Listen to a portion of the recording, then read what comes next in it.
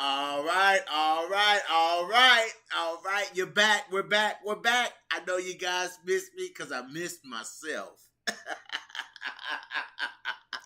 Welcome back to No Filter MMA. This, of course, would be your boy BJ back with another live stream. First and foremost, guys, in the comment section, my mom, Nancy Johnson. Shout out to my beautiful leading lady. I love you, Mom. And thank you for tuning in. Also, everybody else in the chat, Marcus Bell. Looks like Marcus is the first one in here. We're going to get this thing rolling, guys. Just came off of a good listening to Combo Breaker 99. Combo Breaker 99 in the building, getting some live WMMA chat up in the building. Shout out to my boy Combo Breaker 99. If you guys haven't, jump over and subscribe to Combo Breaker 99. Oh boy. Speaking of Combo Breaker 99. Listen, guys. We gotta stop giving Miranda Maverick so much shit for saying what she's saying. Like, we gotta stop giving Miranda Maverick shit for that, because I mean, just and I'm gonna be specific here when I say, you know, people gotta stop giving Miranda Maverick flack for what she's saying. I'm gonna be specific, and I'm gonna call out the troll that we all know by the name of Jason Rose. Jason Rose, you need to learn your place. You faceless, voiceless person. You're a faceless, voiceless person. You never come on a live stream. We've never heard your voice. We've never seen your face. We don't even know if you're real, Jason Rose. So for you to always have something to say and trolling somebody, you need to learn your place, Jason Rose, okay? And stop attacking fighters and attacking the fans of fighters just because these fighters mention the name Shevchenko. You can't do that. That's ridiculous to say. That's ridiculous that every time these flyweights speak the name Valentina Shevchenko, that all you hear is, we know that you're gonna come with something to say about it. Like, I mean, it's to the point where it's ridiculous, man. You know what I'm saying? Like, what are these fighters just supposed to fight everybody else and just ignore the fact that Valentina's the champion? Absolutely not. Miranda Maverick says she wants to whoop Antonina ass, and then she want to go up and whoop Valentina's ass. You know what I'm saying?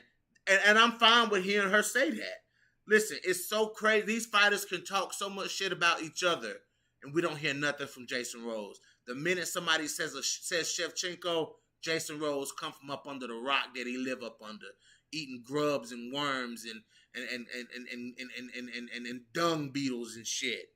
You know what I'm saying? Dung beetles and shit. And listen, I'm going to respect Miranda Maverick because my fighter, Jillian Robertson, said the same thing. Okay? Jillian Robertson said the same thing. Before there was any talk of Jillian Robertson facing Antonina Shevchenko, Jillian Robertson said on my podcast that she wants that Shevchenko blood. She wants Shevchenko blood, whether it's Antonina or whether it's Valentina. Jillian Robertson says she wants to put elbows in Shevchenko faces, whether it's Valentina or it's Antonina. She wants to snatch Shevchenko neck. That's valuable neck to snatch. And Jillian Robertson wants her chance to snatch the necks of Valentina and Antonina Shevchenko. Okay? Even Jillian Robertson didn't get this much hate. Even Jillian Robertson didn't get this much hate when she said that Antonina ducked a fade with her. She still didn't even get this much of a flack. Okay? She didn't even get this much flack for it. Y'all gotta quit that shit, man. Y'all gotta quit that shit. Y'all gotta quit that dragging these fighters because they saying they want to, eventually they want to fight Antonina. I mean, they want to fight Valentina, but until they get that opportunity, they're going to go beat up her sister instead. You know what I'm saying? I mean, I'm not mad at it. You know what I'm saying? Like, I'm not mad at it. I'm not mad at Miranda Maverick saying it. I'm not mad at Jillian Robertson saying it. I'm not mad at Montana De La Rosa saying it. I'm not mad at Leanna Jojua saying it. Manon Furiat has said it. You know what I'm saying? I mean, listen, man. Taylor Santos has said it. These girls, listen. These girls are not scared of Valentina Shevchenko. These girls are not scared. They definitely ain't scared of Antonina Shevchenko. You know what I'm saying? And I'm 100%. I'm 100% behind Miranda Maverick saying she want that Shevchenko ass. I'm 100% behind it. I don't see a problem with her saying that whatsoever. I don't see no problem with her saying that. You know what I'm saying? But of course, Combo, if anybody knows, I know. If your fighter speaks out and says the name Shevchenko, they not only gonna come after the fighter, they're gonna come after you. Because you support the fighter, bro. Listen, bro. Listen, I have been through this for years with these people, bro. It's a never ending thing, you know. But you can't help that. So people gonna be how they are, man. People gonna be how they are, and you have to let them be how they are, bro. You just gotta let people be how they are, man. It just is what it is. But anyways, No Filter MMA family, welcome back into the building, guys. We got a WMMA roundup tonight. I'm here to talk about a few different things. If you guys can see on the screen, I got Tate versus Renault on the screen. I've been seeing a lot of hate floating around out there for Cat Zingano. I'm here to talk about that. The hate that I'm seeing floating around here from for Cat Zingano. I gotta address that tonight. Right, Marcus Bell. Maverick lay out a plan. So what? You know what I'm saying? These people, Jason Rose.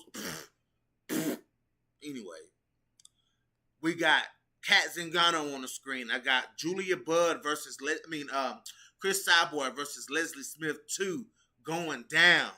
Guys, I got something to say about that fight.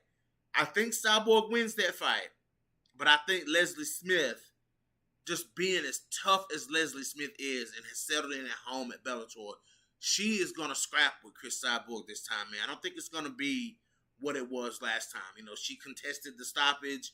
You know, I don't think it's going to be as much. I don't think it's going to be like it was last time. I think Leslie Smith going to hang in there for a few rounds with Chris Cyborg. You know, I mean, you're starting to see a lot different. You're starting to see these fights with Chris Cyborg go longer. You know what I'm saying? Like, you know, when she's fighting these real featherweights, you know, these fights are lasting longer. Look at the Felicia Spencer fight. You know what I'm saying? Look at the fight with Arlene Blinko. Look at the fight with Julia Budd. I mean, those were both stoppages.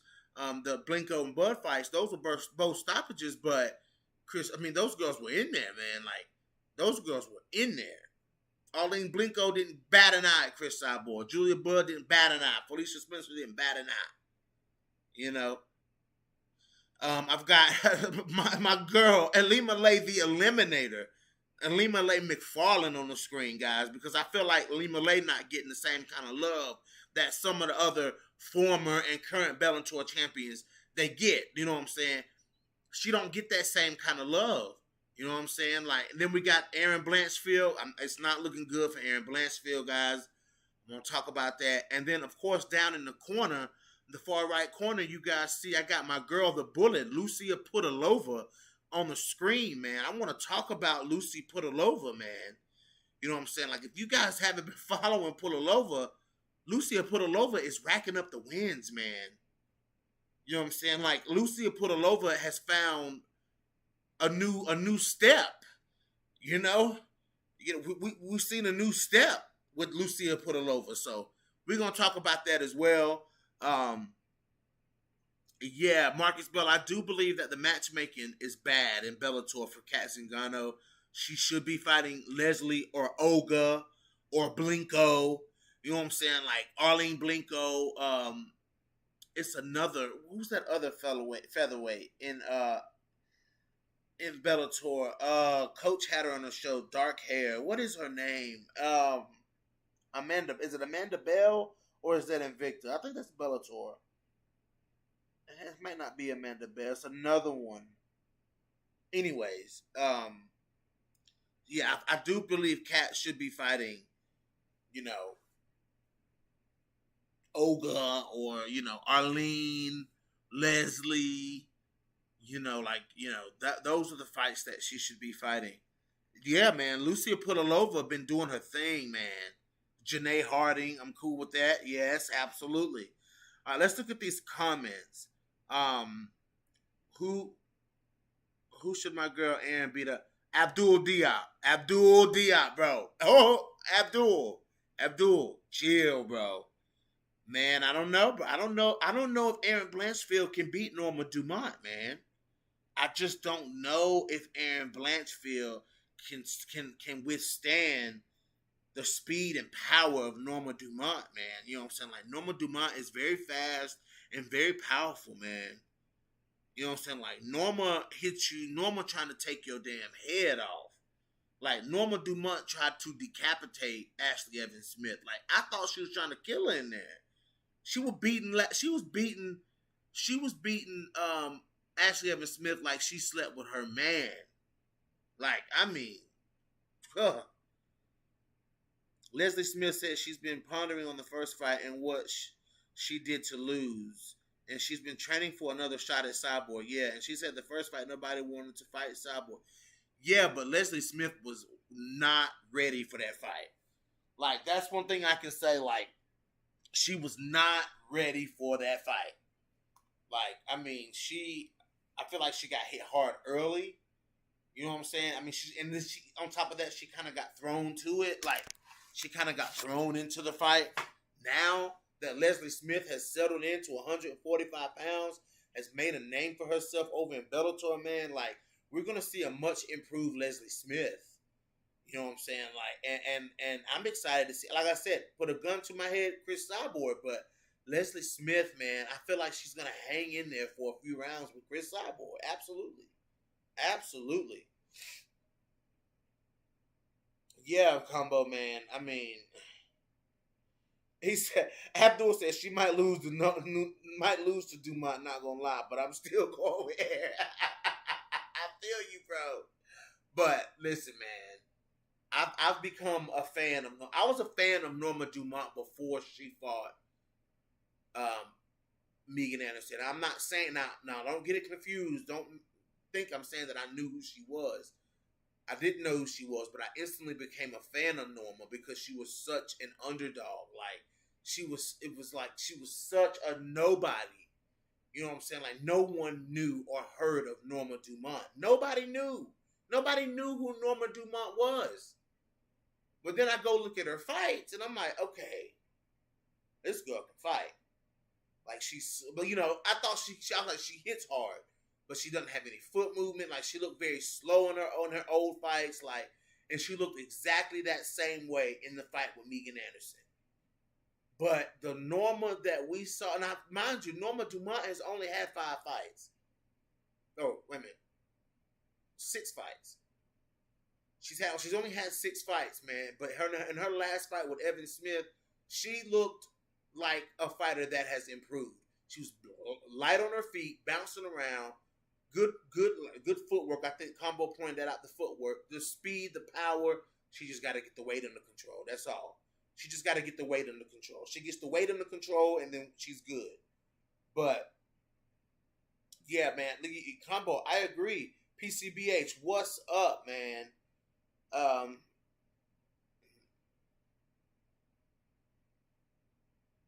the new top 3 125 prospects. Stop trolling, Abdul.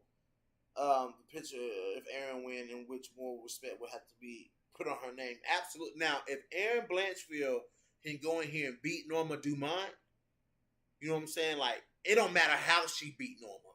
If it's a boring decision, if it's a stoppage, or if it's an exciting decision, it doesn't matter. If she can go in here and get this win and get past Norma Dumont, that's a huge feather in her cap, because Norma, based off what Norma did in her last fight, Norma is dangerous, man. Dumont is very dangerous. Very, very, very dangerous. That's a lot of respect that would have to be put on her name.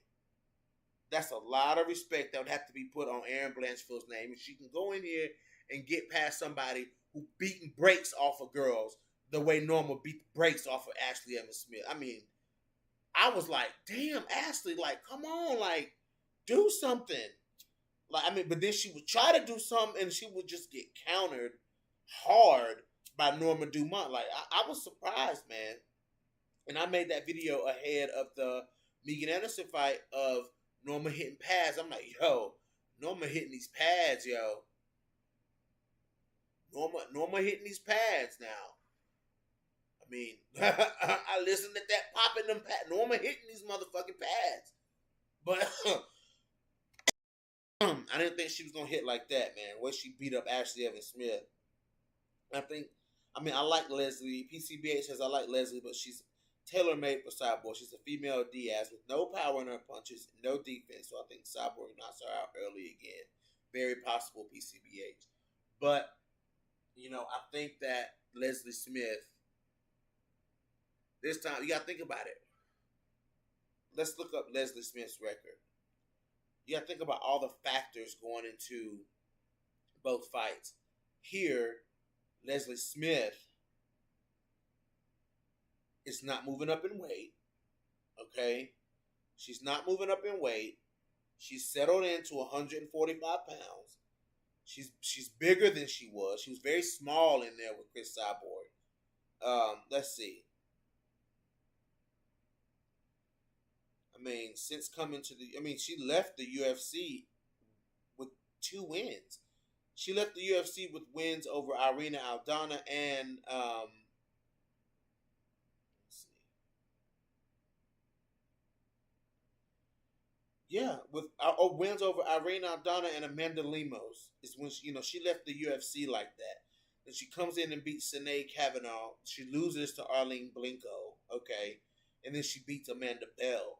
So, and that was Amanda Bell that missed weight. So, Leslie Smith is a lot more comfortable than she was coming into this fight versus before she fought Chris Cyborg. She had beat Rinda Kai, lost to Jessica I, beat Jessamine Duke, lost to Sarah Kaufman, lost to Barb Honchak, beat Jennifer Maya, lost to Sarah Kaufman. She was really rocky before she fought that, but now she's settled in, man.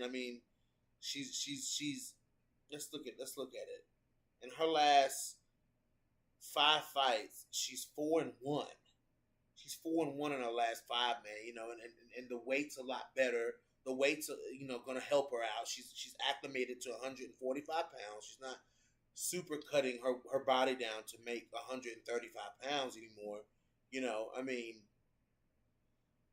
We're getting a much better version of Leslie Smith than we did in the UFC. It just is what it is. We're getting a much better. Think about it, guys. Leslie Smith has looked a lot better in her last couple of fights than she did in the UFC. So, it is what it is. So, I'm excited to see what happens there. I'm excited to see what happens with Kat. If Kat beats this girl, like, Kat needs to fight like Olga or Julia Budd or,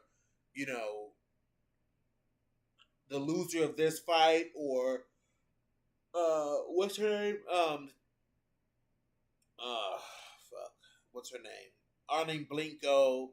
She needs to fight somebody like that.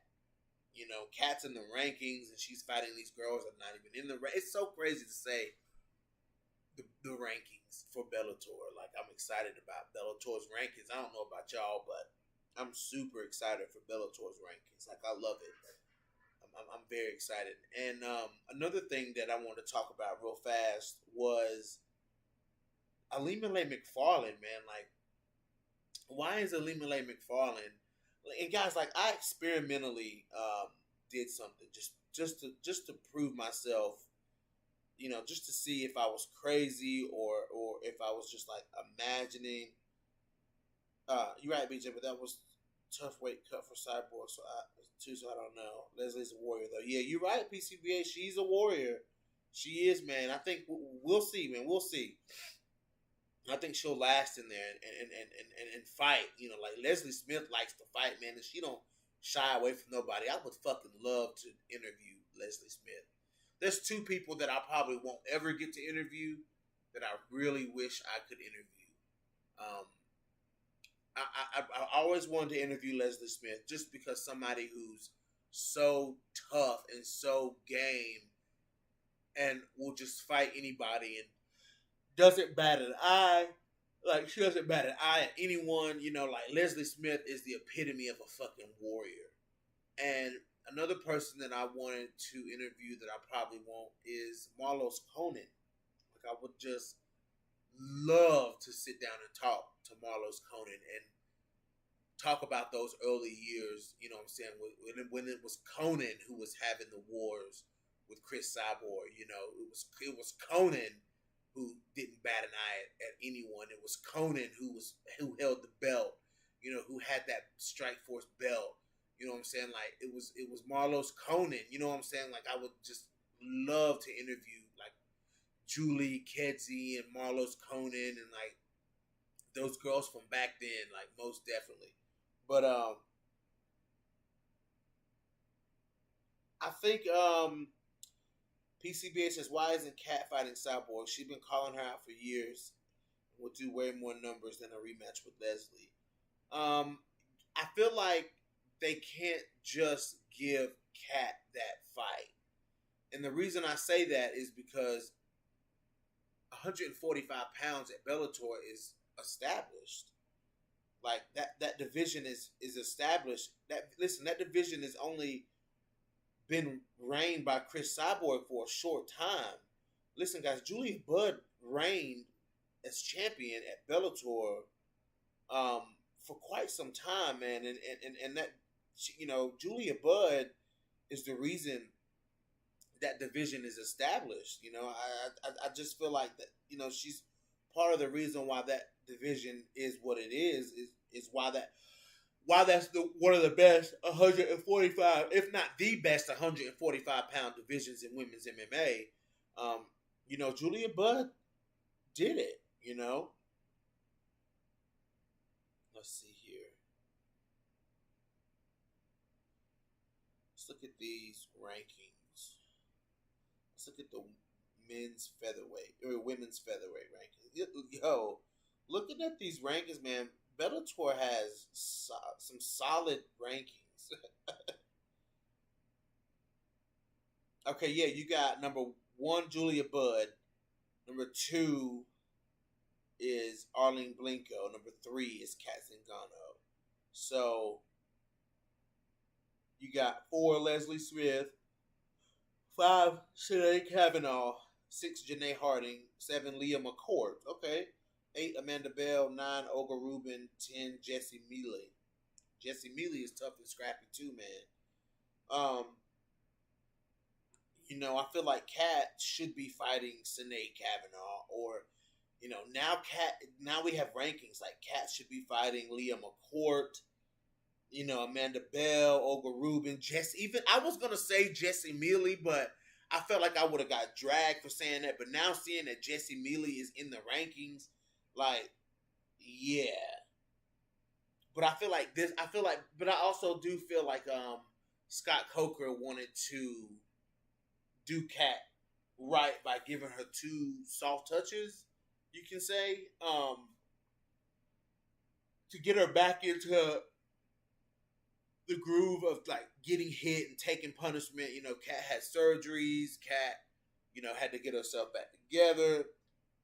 You can't, somebody who's trying to come back after the shit that Kat done been through, like, has Kat not earned the right to have a soft touch? I mean, let's be honest.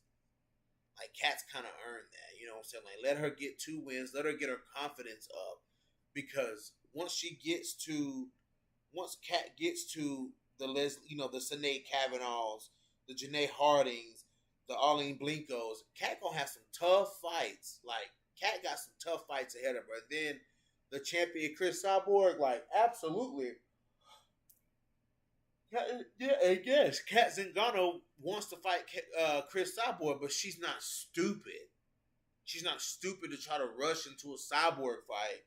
You know what I'm saying? Like, when she hasn't been when she, her wins and losses haven't stacked up the way they should have. You know what I'm saying? Like, Kat lost that fight. I thought she won the fight with Ketlin Vieira. then the Megan Anderson thing is what it is. It just is what it is. I think the last fight that she lost, that she legit lost, was the Juliana Pena fight. I think that was the last loss that Kat legit lost, was the Juliana Pena fight. Other than that, man, it's been some bullshit. Yes, PCBH, I do want to talk about that. Yes, remind me to talk about that in just a little bit. I can't jump yet because I forget what I'm talking about now. But I am excited about that. But let's go to Elimele McFarlane, please, guys. Let's go to Elimele McFarlane, because I mean the Elimele shit is insane. Like the Elimele hate is really something crazy, guys. Hold on, hold on, guys. And y'all know I can't stand to hear too much hate on Elimele McFarlane before I have to speak out about it. You know what I'm saying? I just don't understand why Elimele McFarlane doesn't get the type of respect that she deserves when we're talking about Bellator champions, and people are talking how these Bellator champions would fare themselves in the UFC. And I did a little experiment, man. I did. I really did. I'm going to talk about it. Let me get my Chipotle ordered. Oh, stop it. Stop it.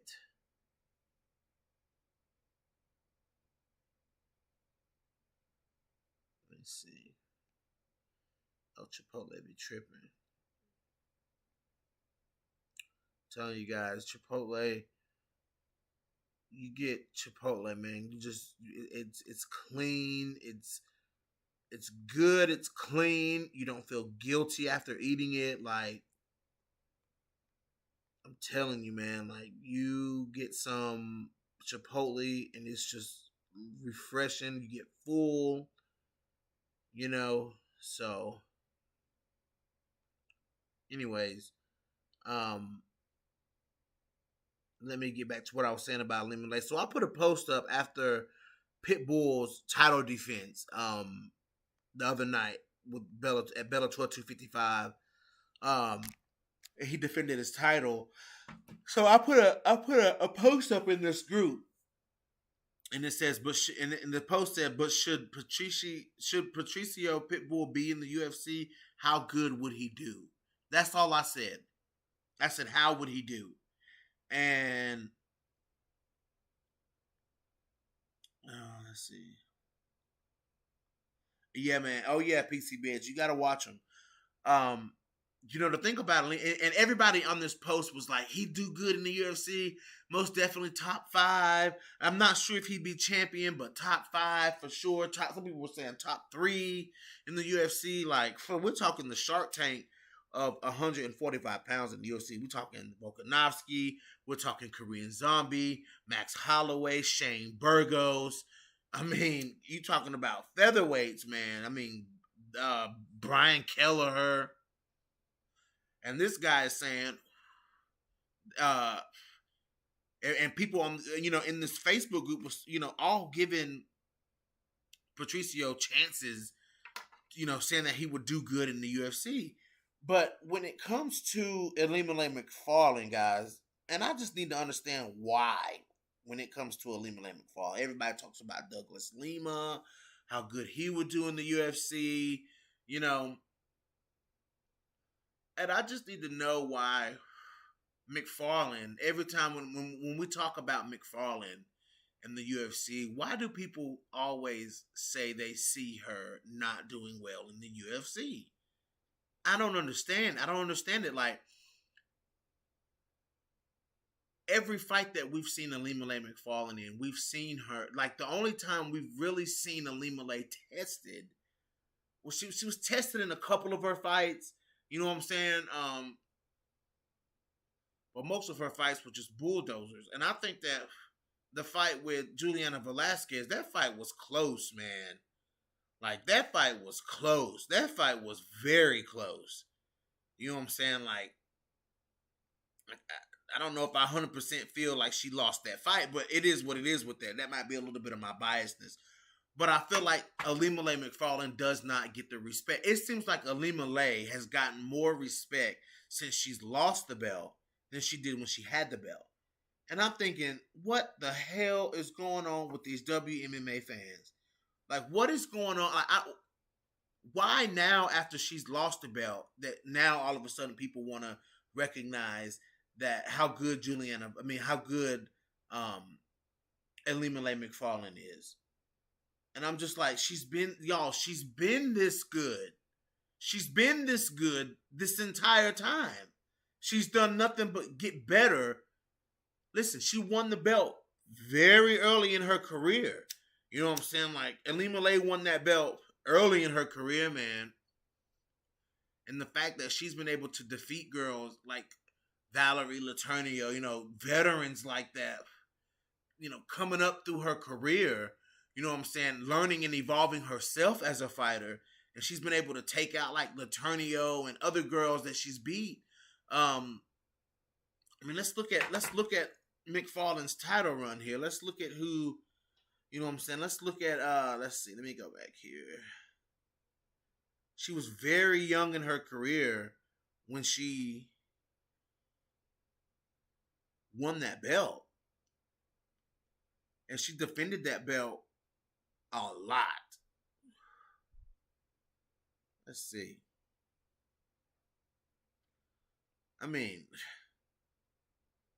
Let's look at who she won the belt against. Ducote. Yes. Okay. So she won the belt at 7-0. Okay. She defended it against Alejandra Lara, Valerie Letourneau, Veda Arteaga, and Kate Jackson. Those are 4 solid title defenses, with her biggest win arguably being Valerie Letourneau. So, that's a solid title defense. For Bellator, that's a solid title defense. And Juliana Velasquez comes along and wins, the first couple of rounds, and then she wins the fight. You know what I'm saying? And then everybody wants to talk about how good Wmma McFarlane is now that she doesn't have the belt. Well, why wasn't she good when she had the belt? When she was putting on dominant performances from start to finish, people were saying that Wmma McFarlane was not any good. Is it because they're Valentina fans? Is it because is it the Valentina simps that were saying that? I just can't. I'm trying to memory check myself here, because I'm pretty sure that a lot of people were doing the whole comparison to Valentina thing. That might have been why Wmma got so much hate when she had the belt. That might have been what it was. I think that's what it was. Damn, BJ, your light bulb just came on. I think that's what it was.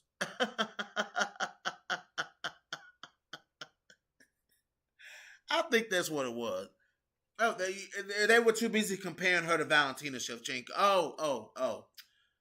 Man, I answered my own question. Oh, man. Some of y'all not going to like that, and it's okay. It's okay. Some of y'all not going to like that. Juliana Velasquez comes in and wins 2 rounds against Wmma McFarlane. Clearly wins 2 rounds. And then she wins the belt. It is, I'm just saying what everybody who's talked about this fight has said the same thing about the fight. The first couple of rounds when Wmma McFarlane was electing to stand and trade, she was getting outstruck by Juliana Velasquez.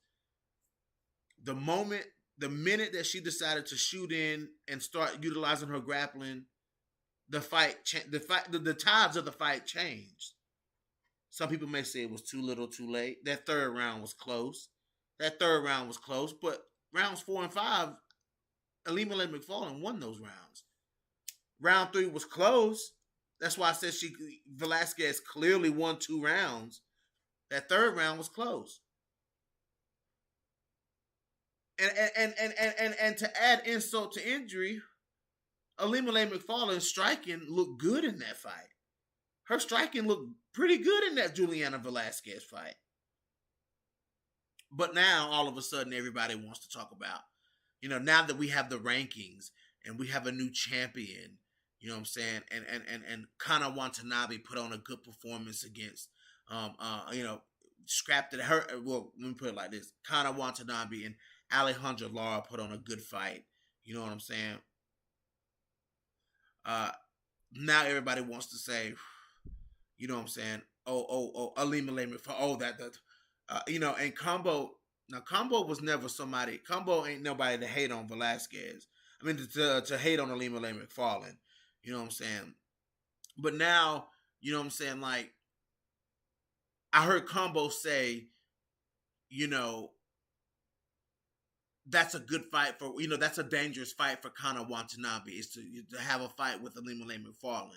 You know what I'm saying? But Combo, very reasonable. I've heard Coach say, you know what I'm saying? I've heard Coach point out that whoever is trying to make their way to the title, if Alima doesn't rematch Velasquez and she has to fight somebody else, it's gonna be a tough fight for whoever's fighting Alima Lay.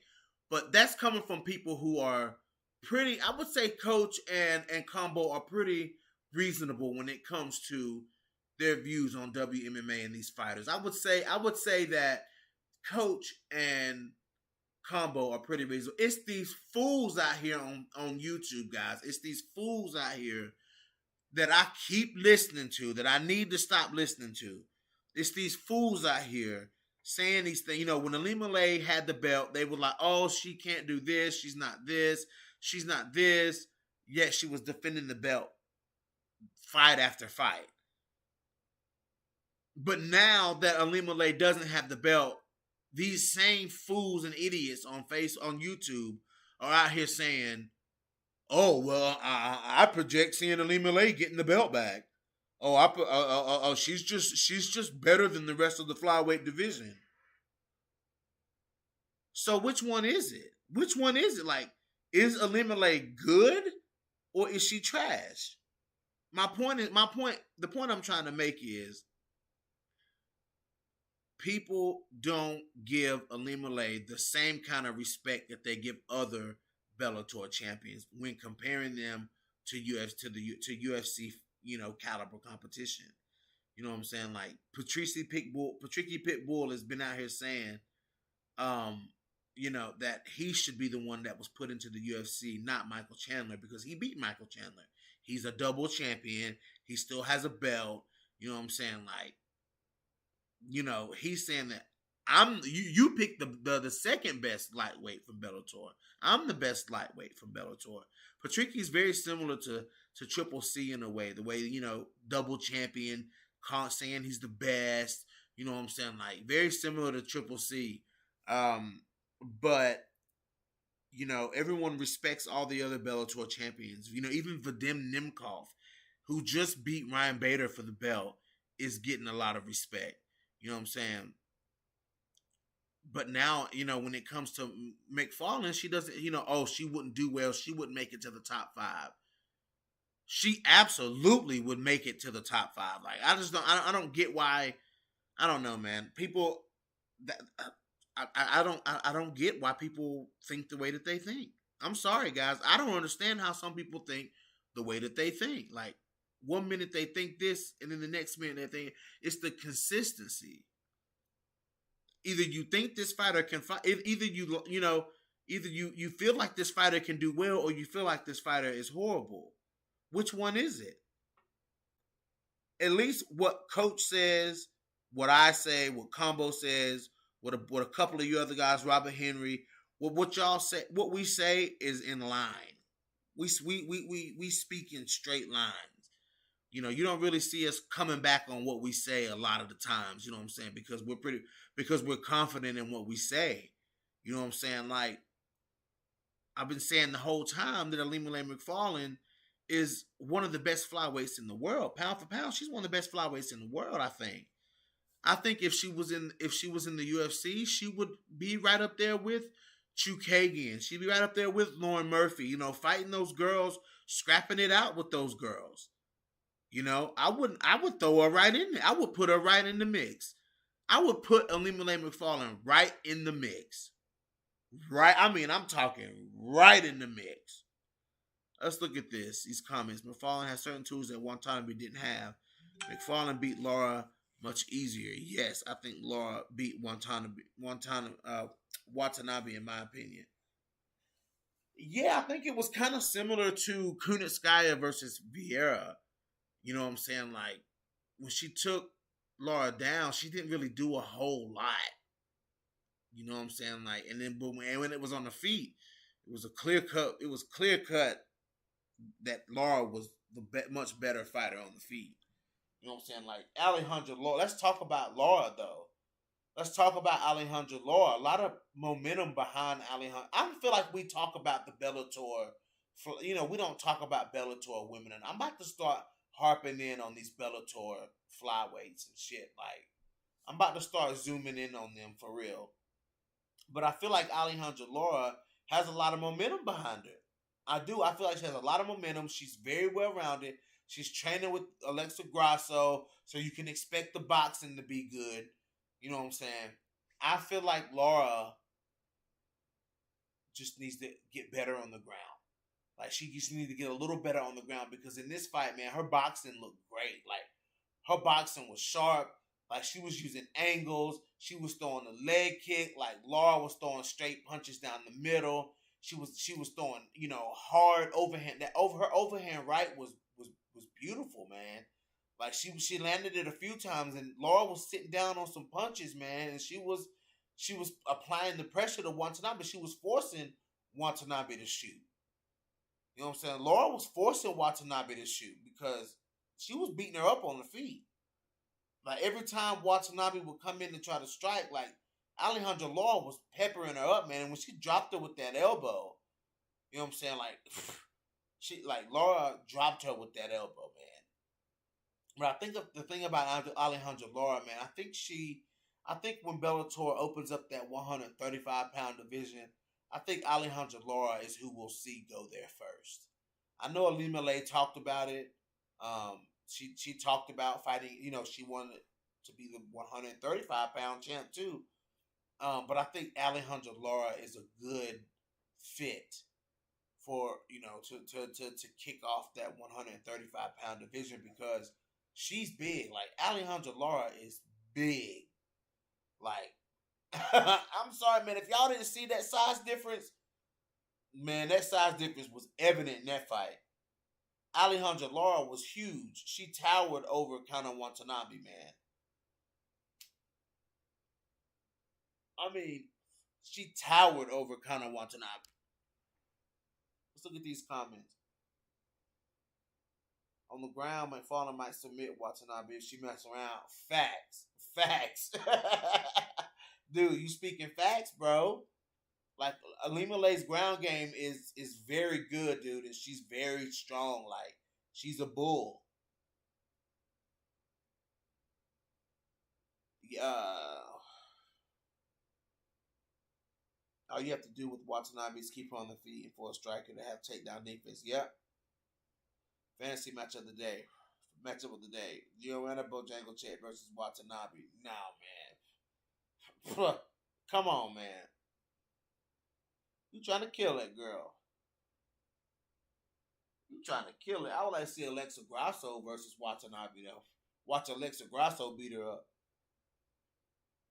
I saw that she danced her way to the cage. Yeah, man, like Laura's big. Alejandra Lara is big, man. Like, she rehydrates a lot. You know what I'm saying? And the first time I really noticed it was in the McFarlane fight because I was like, damn, this girl is big. Like, at weigh-ins, it didn't look like that because they were in bikinis. I was a little distracted. Like, I wasn't looking at their size. I wasn't looking at them with no filter MMA eyes. I was looking at them with no filter eyes. Okay? Put it like that. Like, I mean, it's hard to worry about how they're matching up physically when you got Alejandra Lara and then Alima Lay McFarlane in two-piece bikinis staring each other down. Like, it's kind of like, who's really paying attention to how they match up as far as size? But, she's very big, man. And I feel like if Alejandra Lara can keep working on the power, man, she can keep getting her power, because that was the hardest I've seen her punch. Well, she punched hard in the Vader Artiaga fight, but she was lighting up kind of Watanabe in this fight. So if she can keep working on on throwing those hard punches, those crisp punches, those using those angles, you know what I'm saying, throwing that jab, her jab looked good, working those leg kicks, like Alejandra Lara can be really good. I'm telling you now, she can be good. She keeps on this trajectory that she's on, and she becomes more active. You know what I'm saying? Like if she can stay active and keep on this trajectory, we can see a lot of improvements from Alejandra Lara. I think she would make for a good fight with like Juliana Velasquez and Denise Kill-Holtz. You know what I'm saying? Maybe the rematch with Alima McFarlane. You know what I'm saying? Like I can see Laura striking with those girls. You know what I'm saying? Like if Alejandra Lara gets a few more of those tough wins in and gets gets her ground game a little bit better, man, I would love to see Laura in those type of fights with those strikers. I would love to see a Laura on a couple of fight win streak against like a Juliana Velasquez. Like let's look at the rankings. Like where is Laura in the rankings as of now? Let's go back and look, because she lost to Kana Watanabe. So let's go back and look at the rankings. Let's see what Alejandra Lara. Azul. Okay, so Lara was ranked number 4. And Kana Watanabe was ranked number 5. So we should, okay, that was a number 4, number 5 fight. Nice. Okay. So we might see Alejandra Lara drop to number 5. Okay, she's still a top 10 ranked flyweight. So we could see, a Valerie Loreda, the number 9 ranked flyweight. We could see her, step up and fight. Or we could see, Kate Jackson versus Alejandra Lara. I would love to see Kate Jackson versus Alejandra Lara. Like, I would love to see that. You know what I'm saying? But I feel like Lara needs that striking. She needs to have that fight against somebody who can strike, like a Denise Kill-Holtz or somebody like that. You know what I'm saying? Like I want to see if Alejandra Lara can dig deep. If she can dig deep with somebody who's gonna push her to those limits. So I want to see if she can dig deep. I think she can dig deep. We had to see Alima McFarlane dig deep in that fight. You know what I'm saying? And when we seen Alima dig deep, she was successful with it. When she dug deep against Juliana Velasquez, you know what I'm saying? Like she was very successful with it. You know what I'm saying? So, we got to know if, and we seen Juliana Velasquez dig deep because she was she was getting beat, man, but she hung in there. She didn't get finished. Also, which I'm surprised she's not in the rankings already, is what's her name? Carrie Melendez is moving to 125 pounds. So we got to remember, Melendez is good with knockout power. Now, I got to be honest with you. Melendez gas tank is suspect because Dakota Zimmerman, when she fought Dakota Zimmerman drug her into that third round, man. And Carrie Melendez was fucking tired. And Dakota Zimmerman was so fucking green in that fight, man. Like, she was, and I had to interview her after that. She was so green. That was her MMA debut. That was her professional debut. She was so green. And she's a jiu-jitsu girl. And she fucking stuck to Carrie Melendez like damn glue. And then in that third round, and she made Carrie Melendez carry her weight. And in that third round, Dakota Zimmerman started letting off shots and catching Carrie Melendez. It was such a good fight. Like, that was the best fight of the night. That was literally the best fight of the night, was when Melendez fought Zimmerman. I think it was Bellator 206. Look at me with my Bellator knowledge. It might have been, I think it was Bellator 206. But Carrie Melendez is moving to 125 pounds. So, and Carrie Melendez got one punch knockout power, when if you let her get those shots off, because we seen once again in the Dakota Zimmerman fight, um, she wasn't able to put Zimmerman away because Zimmerman didn't just walk into her punches. You know what I'm saying? Dakota Zimmerman was throwing a jab of her own and didn't just walk into Carrie Melendez's punch. You know what I'm saying? And she wasn't even able to hurt. She didn't even really hurt Dakota Zimmerman in that fight. You know what I'm saying? I think she landed a head kick, like one head kick, and that was it. So she didn't even really hurt hurt Zimmerman in that fight. Um, so, anyways, but she is a good striker. So, and she does have great takedown defense. So I have to give that to Carrie Melendez. Her takedown defense is good, and her striking is good, and her right hand is good. So, I mean, it is what it is with that. Let's look at these comments. Good evening, all WMMA scene now. What's poppin', man? One fight stood out to me with Denise Kearhost during her kickboxing career, and that was when she fought Tiffany Van. So I have to go watch that. I've never seen that fight. Never seen that fight. I probably should go watch that. But yeah, man, I just went on this whole tangent about Bellator women's flyweight division, which that division to me is starting to come to life, man.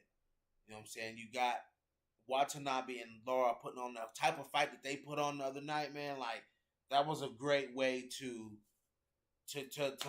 try to light a fire behind this flyweight division, man. Like, y'all listen, Bellator, y'all got rankings now. You know what I'm saying? Like, you can't get by with not letting these women fight the way they should fight now that y'all have a ranking system. You know what I'm saying? Yeah, Marcus Bell, that fight was a war. Yeah, that was a war, man. That was a good fight. I was not expecting that, but Alejandra Lara brings it like that every time.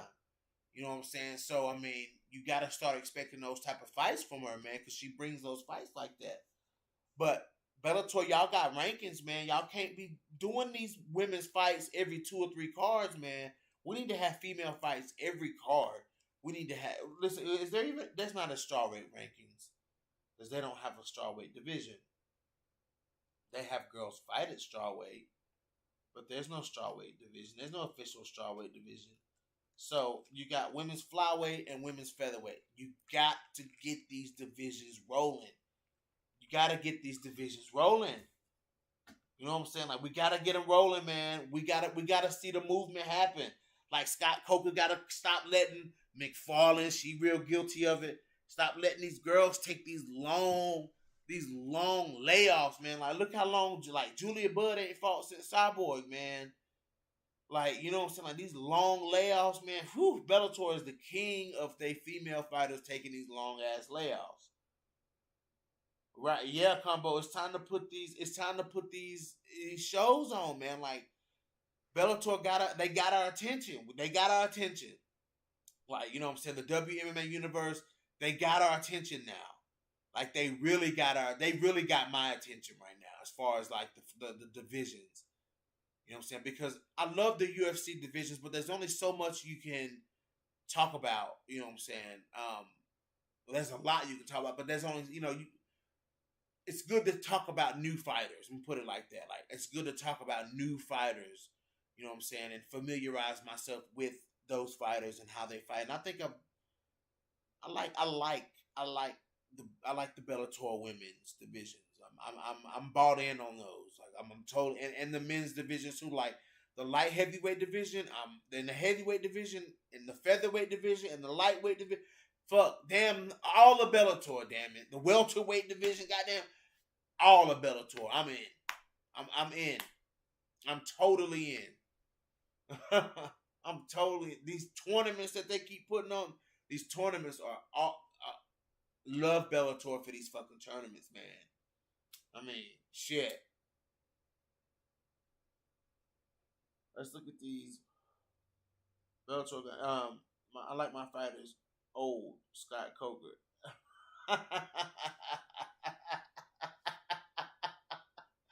Y'all crazy, man. But Scott Coker got to get these. He got to get these fights going, man. WMMA saying age is just a number. Scott Coker.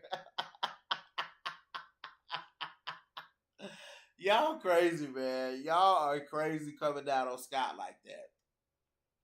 You know what I'm saying? But one thing you can't argue about Scott Coker. Well, never mind. I'm not even gonna say that. I'm not even gonna say it. I'm not even gonna put myself in that trick bag. But I like Scott Coker though. And I wanna see I wanna see these divisions moving now. Like I wanna see let's look at these. I wanna look at the welterweight rankings. Where's Michael Venom Page? Don't get me started, man. Don't get me started. Michael Venom Page is not in the pound for pound rankings for Bellator. Okay, but he's the number one contender. Okay, at welterweight. Okay. He's the number one contender at welterweight, but he's not in the men's pound for pound rankings. That's weird. Let's see what Corey Anderson is like heavyweight. Number 3. Hadn't even fought yet. Got a ranking. Middleweight. Oh, man, I'm telling you, man. I'm excited. I'm excited about these, man. I'm excited about these rankings. AJ McKee, number 1 at featherweight. Emmanuel Sanchez. Aaron Pico. Tyrone Claxton. Oh. Let's look at men's bantamweight. Champion Juan Archuleta. Number 1, Sergio Pettis. 2, Patchy Mix. 3, Rafael Stokes. 4, James Gallagher. 5, Magomedov. I mean, fuck, man. I'm digging these Bellator rankings, man. I am digging these Bellator rankings. I'm digging Bellator right now, to be honest. Like, I'm feeling Bellator. Y'all might see a lot more Bellator coverage on No Filter MMA, I'll tell you that. So I'm going to move on to Miesha Tate versus Marion Renaud. Miesha Tate, everybody's talking about, Miesha versus Amanda 2 and, whatever, what Miesha's saying. Should Miesha be saying that? Would that fight go any different? Guys, we gotta see. With something like this, dude, this can go one of two ways. Miesha can come back and get beat up, or Miesha can come back and be a force. Listen, guys, this can go two ways. Miesha can come back and get beat up, or she can come back and be an unstoppable force. It's one of the two things. It's gonna be one of the two things. Miesha either gonna plow through these girls, or Miesha ain't gonna. And Miesha, she'll win some and lose some. You know what I'm saying? Like, I feel like I don't know, man. I don't know. We gotta see. We gotta see what Miesha does, man. So you just never know. Yeah, yep. She said she wanted Kunitskaya. That would have been a tough fight. People underestimating, maybe even Miesha underestimating Kunitskaya's ground game. People gonna stop underestimating Kunitskaya's ground game and her strength, man, and her side. I don't know. Miesha really ain't got to worry about getting hit so hard though in a fight with Kunitskaya. I think that's why she wanted that fight, because she ain't got to worry about getting hit too hard, but getting outpointed and getting jabbed to death. You know what I'm saying? Like, Yana do that in a minute, and Yana will clinch up with you. Like, Kunitskaya will clinch up, man. She'll clinch up and she'll go for takedowns, and she'll control you in the top position, man. Like, Kunitskaya not scared of the ground, man. Like, I'm telling you, Yana's not scared of the ground. But the fucking question is, who is Yana fighting? Who is Yana fighting? Who is Yana fighting?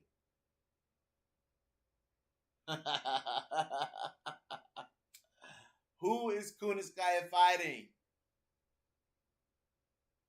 Is it Durandame? Is it Durandamy? Is it Jermaine Durandamy?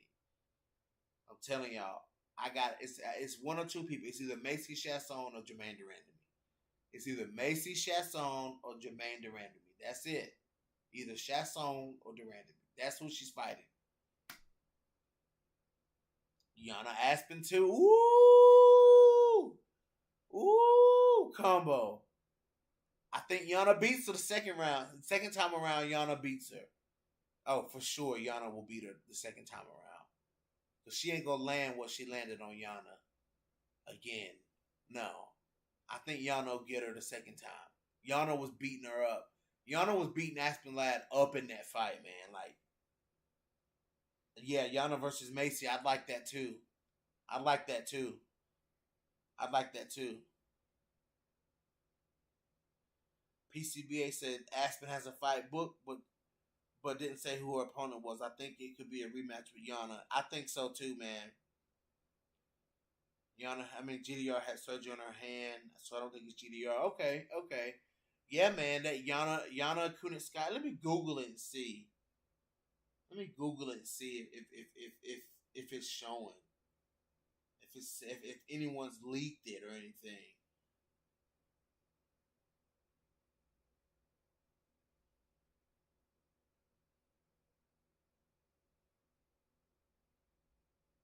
Let's see.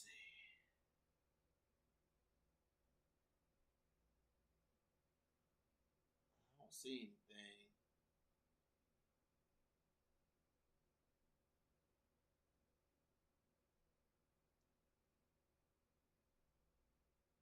I don't see anything. Whoa. What did that say?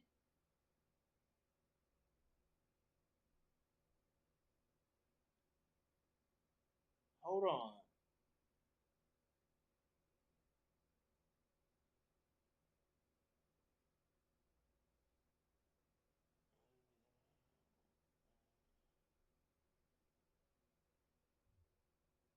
Okay.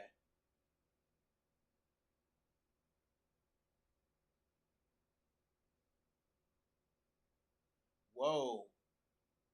Yana Kunitskaya said, this article says still it would take a considerable opportunity to get Foxy back up to featherweight, where she once challenged then champ. This is on Cage Side Press. Once challenged then champ Chris Cyborg. Quote, Yana Kunitskaya. She says, I feel pretty confident in 135, making weight very easy. Sometimes it's come to my mind to go down to 125. Oh my God. Kunitskaya is crazy. She says, sometimes it's come to my mind to go down to 125, she revealed, but if it's a big opportunity at 145, a good offer, why not? Kunitskaya noted that she fought above the 155-pound lightweight limit in the past against considerably bigger girls. As for the mention of flyweight, 125 would be pretty hard to cut. I would have to work a long time, not just for camp. I would have to prepare my body, Kunitskaya admitted. It would have to be a really big reason to do this, to risk my health, not just any fight. Okay, so she was just talking. Okay. And it says once again for Kunitskaya, it's all about what's being offered. If it's a good challenge, big reason, why not? Okay. Oh, okay. Yana was just talking, man. Okay, whoo. She was just talking. Ain't no way in hell.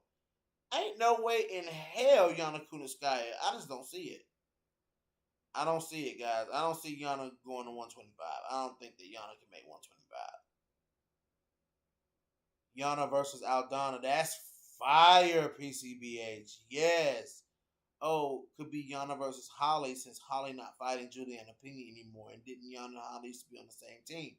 Yes, they fought at Jackson Wink, and I always said that Yana would beat Holly, and the reason I say that is because Yana has a better ground game than Holly Holm. If Yana could get Yana strength for strength, Yana and Holly would be very close and very, they're both big and they both have that ability to fight at 145 pounds and fit into the division very well.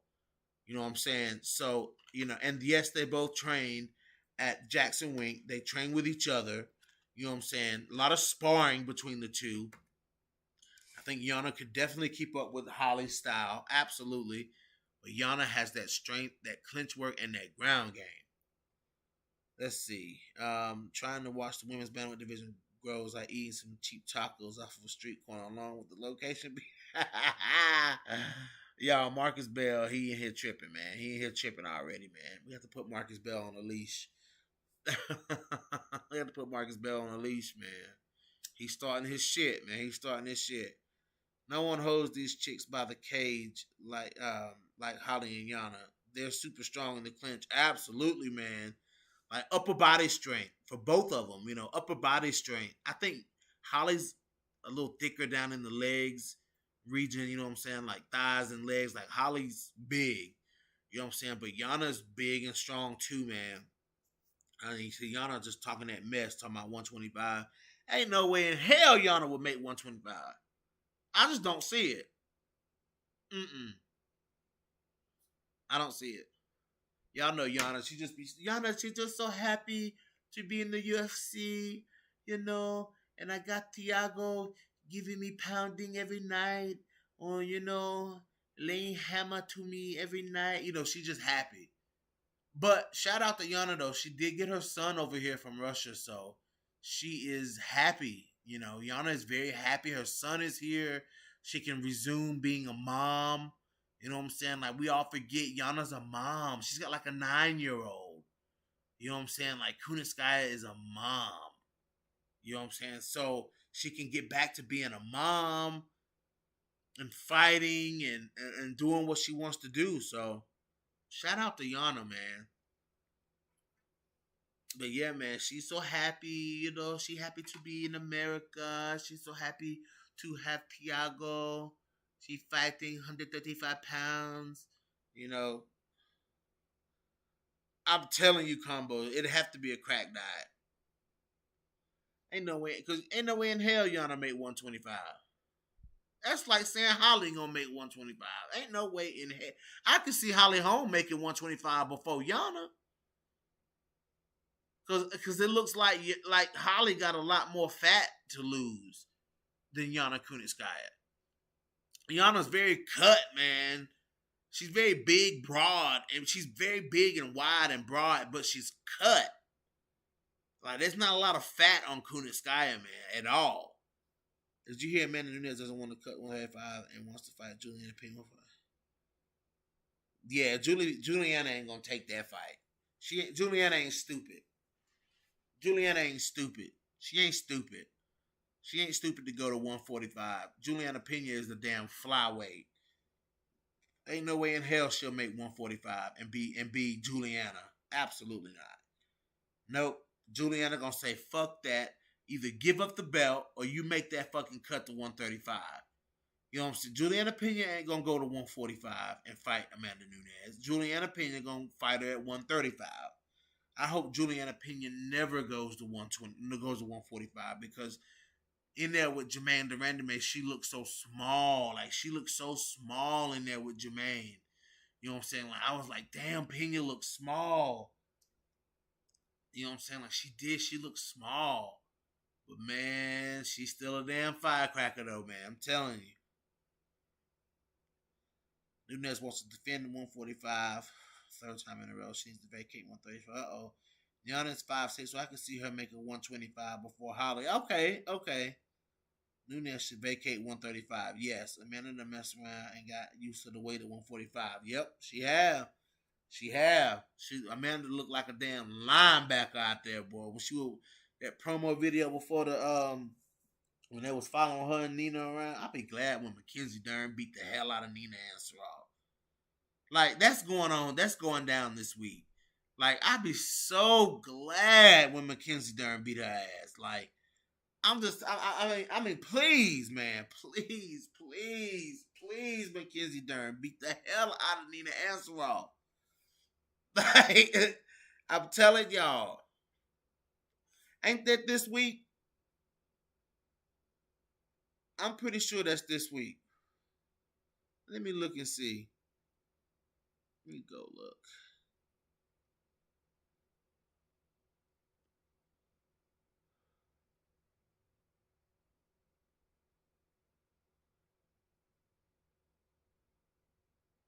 Let's look at this. Vittori versus. Yes, that is this week. Oh, please. Mm. Please beat up Nina Ansaroff. I can't stand Nina Ansaroff. Right. PCBH, she is big. Yeah. But listen, guys, I'm gonna close this thing down. I done gave y'all all my energy tonight. Ash is a smart move. Amanda vacates with that rabbi because she wouldn't have to worry about the 145-pound digit since it's not fully developed. True. She can just hold on to the belt and fight whenever she feel like it. Whenever somebody emerges. Yep. I see that happening. But anyways, guys, I'm getting out of here. I got things to do before I go to bed. I gotta eat. But yeah, guys, little WMMA roundup, guys. Little WMMA roundup, little razzle dazzle tonight. Come in and holler at y'all. You know how I do. Um, but I'm gonna go ahead and shut this thing down, man. You guys, of course, go over and subscribe to my boy Combo Breaker 99 in the building. Shout out to everybody in the comment section. Subscribe to Combo Breaker 99. This, of course, is your boy BJ back from No Filter MMA. Drop those comments in the comment section. Hit that like button, hit that dislike button. And if you guys haven't, hit that subscribe button. And I'm out.